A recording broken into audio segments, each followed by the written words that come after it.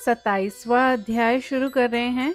मार्कंडेय जी आगे बोल रहे हैं, मनवंतर मनु का वह समय है जितने में वह प्रजा का पालन करता है। एक मनु का वह समय उसका मनवंतर सुना जाता है। वह देवताओं के 71 युग तथा मनुष्यों के 284 युग के मान का होता है। उन 14 मनवंतरों का एक कल्प होता है, जो ब्रह्मा का एक दिन कहा जाता है। ब्रह्मा का दिन समाप्त होने पर उनकी सोने की इच्छा उत्पन्न होती है। उस समय योग निद्रा महामाया पितामह के निकट आती हैं।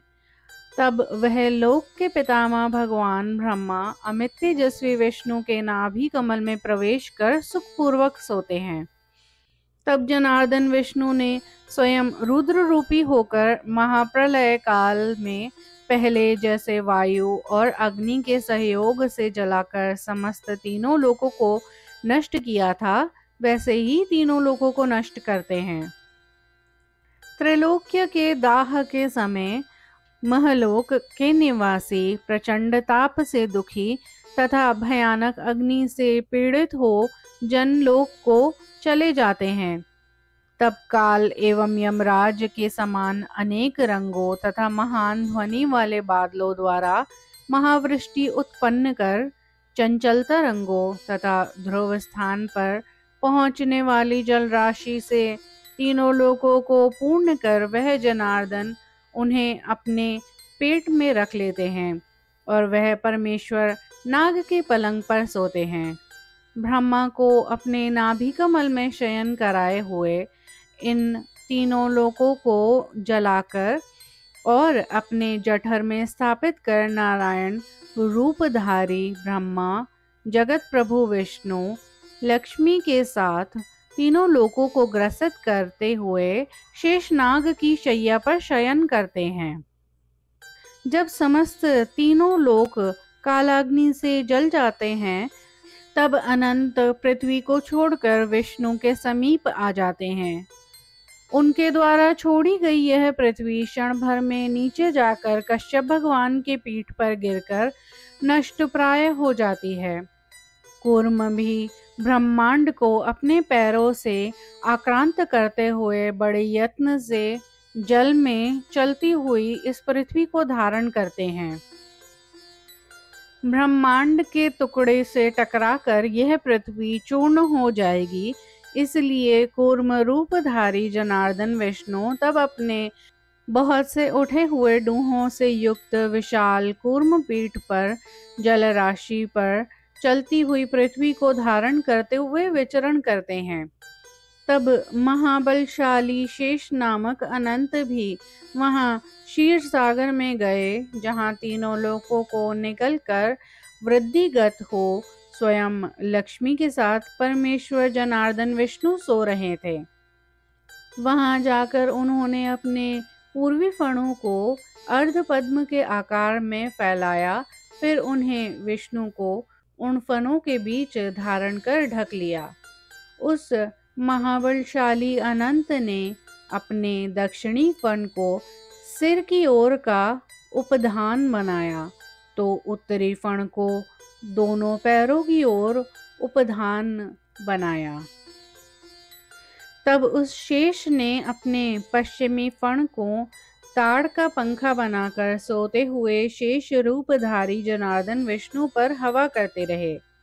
शंख, चक्र, नंदक नामक तलवार, 2 तरकसों और गरुड़ को उस महाबली ने अपने ईशान कोण वाले फण पर धारण किया, तो गदा, पद्म, शांग धनुष तथा अन्य भी जो उन विष्णु के भांति भांति के अस्त्र शस्त्र थे, उन्हें अपने आग्नेय दिशा वाले फण पर धारण किया।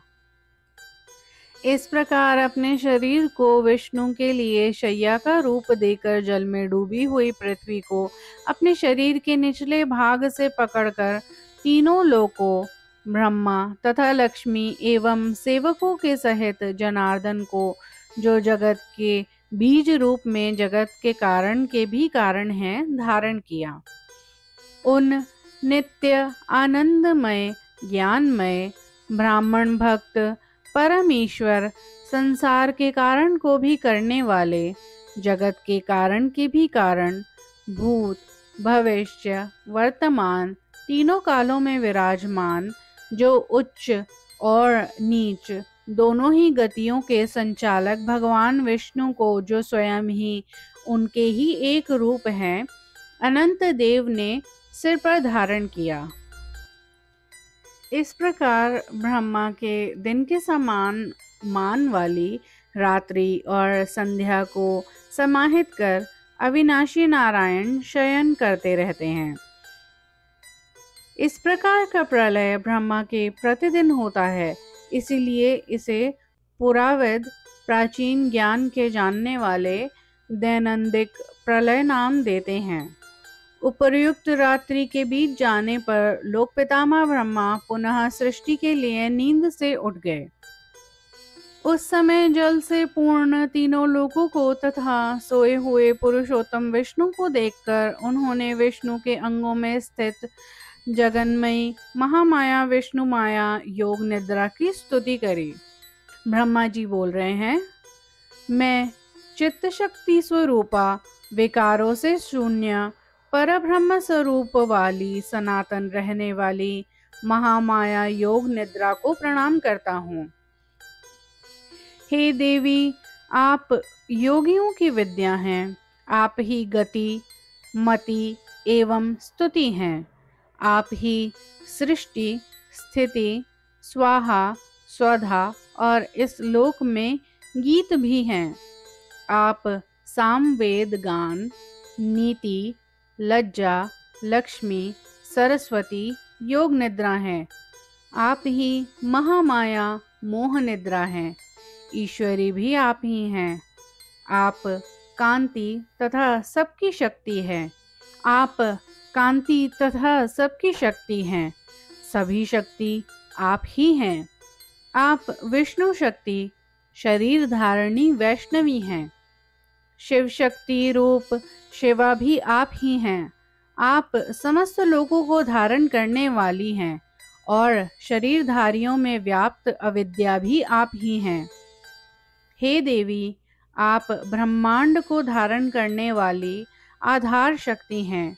आप ही संपूर्ण जगत को उत्पन्न करने वाली त्रिगुणात्मिका प्रकृति हैं। आप सावित्री और गायत्री हैं। आप सौम्य में सौम्य अथवा सौम्य और असौम्य दोनों ही हैं, तथापि अति शोभना हैं, बहुत ही सुंदर लगने वाली हैं। आप विष्णु की सृष्टि की इच्छा हैं, उनके शयन की इच्छा भी आप ही हैं तथा सुखपूर्वक सोने वाली भी आप ही हैं। हे परमेश्वरी, आप पुष्टि, लज्जा, क्षमा, शांति और धृति हैं। आप ही पृथ्वी रूप से इस चराचर को धारण करती हैं। हे माता, आप सबके अंतर्गत संचरण करने वाली जल तत्व का भी सूक्ष्म कारण, सूक्ष्म जल तन्मात्र रूप आप ही हैं।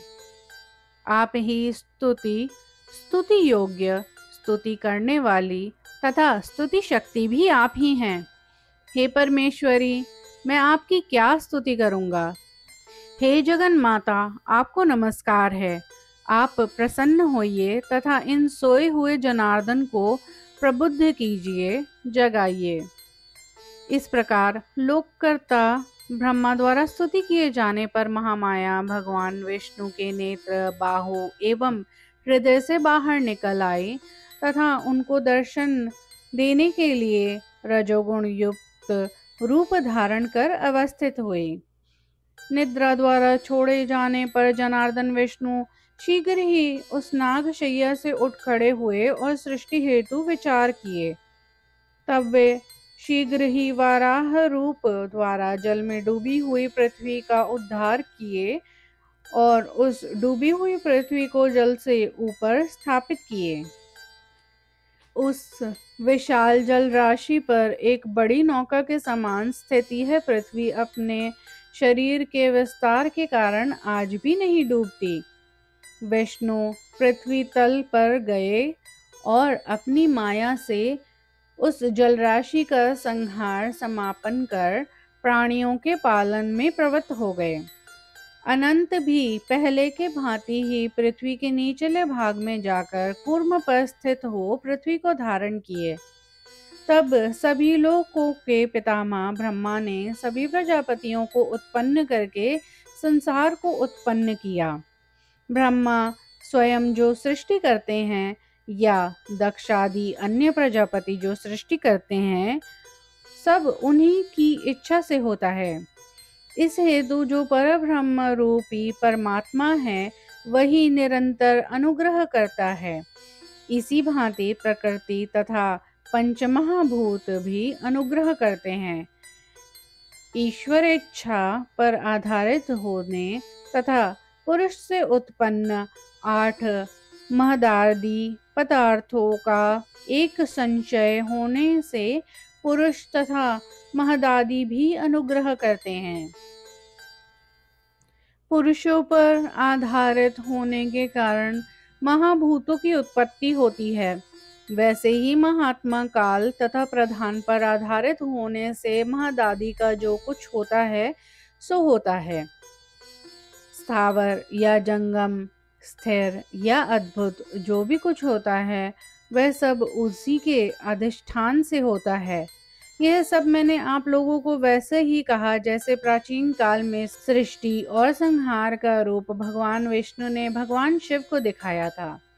जैसी जगत प्रपंच की परम असारता तथा सारता शिव को दिखाई गई, उसे मुझसे सुनो, जो 28वें अध्याय में आएगी।